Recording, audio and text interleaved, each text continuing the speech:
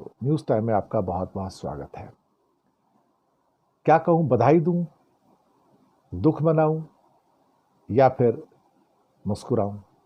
भारत चौथी बड़ी इकॉनमी बन गया। 4.2 ट्रिलियन डॉलर की इकॉनमी बन गया साहब, चौथी बड़ी इकॉनमी। जापान को पछाड़कर अब सिर्फ जर्मनी भारत से ऊपर रह गया और उसके ऊपर फिर चीन और अमेरिका है। वो भी 2 साल में हो जाएगा। अजीब सी ट्रेजेडी है ना, लोगों को शायद पता नहीं है, लेकिन उस ट्रेजेडी के बारे में बताना ज़रूरी है। आज से करीब करीब 5 साल पहले, मैं बात कर रहा हूँ 2020 की, समझो कोरोना आने को था। लोगों को शायद पता नहीं होगा कि आज जो जापान की इकॉनमी 4.15 ट्रिलियन डॉलर की है, 4.15 ट्रिलियन डॉलर, आज से 5 साल पहले जापान की इकॉनमी कितनी बड़ी थी, लोगों को शायद पता नहीं होगा।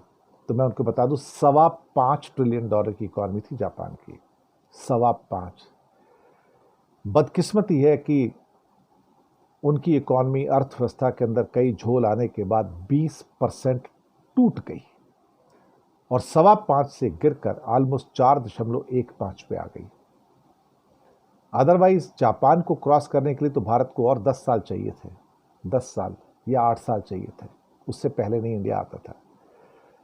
तो हिंदुस्तान की इसे खुशकिस्मती कहा जाए और जापान की बदकिस्मती कहा जाए कि वो 20% टूट गया और इंडिया को क्या कहते हैं कि बैठे बिठाए चौथे स्थान पर आने का मौका मिल गया।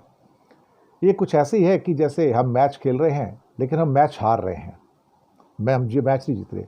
सामने वाला प्लेयर घायल हो गया और वो उठ नहीं पा रहा है और वो रिटायर्ड हर्ट होकर चला जाता है और हमको विजेता डिक्लेयर कर दिया जाता है। बस वही हमारे साथ हुआ है।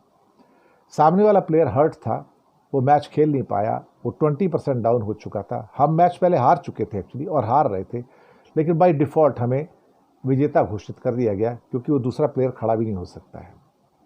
तो जापान की 20% इकॉनमी टैंक हुई और हम बाय डिफ़ॉल्ट चौथे स्थान पर आ गए।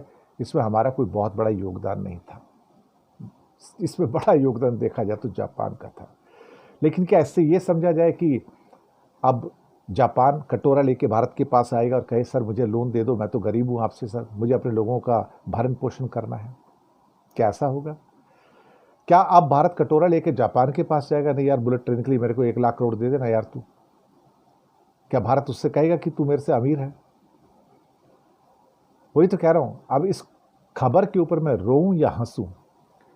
क्या चौथी इकॉनमी बन जाने से बड़ी दुनिया की, क्या भारत के 80 करोड़ लोगों को खाना मिलना शुरू हो जाएगा बिना 5 किलो अनाज दिए? क्या ये 5 किलो अनाज देना बंद हो जाएगा उससे कि हमारी हालत बहुत सुधर गई, अब हम तुमको नहीं देंगे, चौथी बड़ी इकॉनमी है, अब आपकी खुशियां मनाओ, घर में दिए जलाओ? वो कहेंगे सर हम तो गुर्बत में हैं, हम तो गरीबी में हैं, हमारे खाने को रोटी नहीं, आप क्या बात कर रहे हो?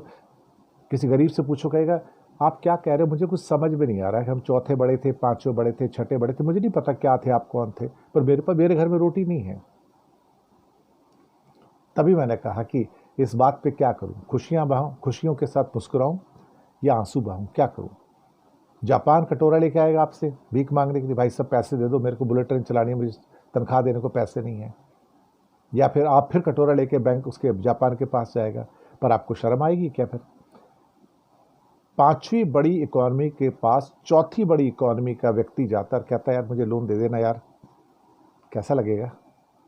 सोचिएगा इस पर कभी, है ना? शुक्रिया आपका।